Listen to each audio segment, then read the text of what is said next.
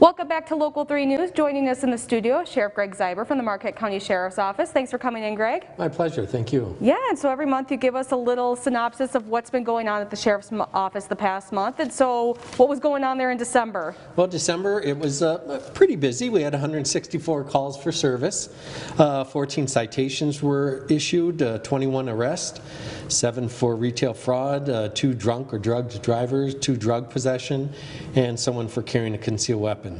We had policed 36 different accidents, and we served 146 civil papers.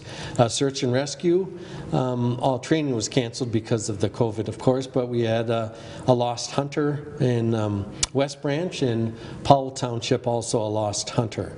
Rescue 131, they got called for assistance in Humboldt Township and Ishpeming City for a structure fire, in Humboldt for a personal injury accident. So in the jail, we lodged 49 males and 14 females for the month of December. All right, so another busy month. And so right now we're in the cold winter months, and we've been pretty fortunate right now, you know, as of now with winter weather, but it can get a little slick outside for drivers. And so what should people know when it comes to winter weather to be safe? Well, and not only, the main calls we get, of course, are accidents and that for winter weather, but the main thing for winter weather, as if you've lived up here for any amount of time, is you need to pre-plan for the event. 2 years ago we had a storm that we knew was coming for 2 or 3 days, yet we were getting calls after the storm. It hit and it was there, and power was out, and people were calling us because they had no power, they had no food, no water. These are people who live in the very rural, in the woods and that type of thing. But there are things, if you pre-plan, you can be ready for it. And that's just simple things like having extra water or getting a generator if you're in an area where power's out often. I remember in Chalkley, quite often on M28 off of the beaten path, the power was out. People were sometimes 2 or 3 days.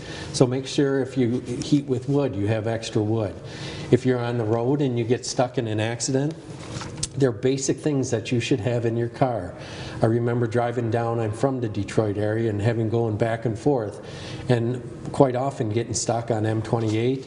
I slept in many churches and different people's homes, but you should have jumper cables, shovel, sand, a flashlight, blankets, some water, some snacks, and a full tank of gas.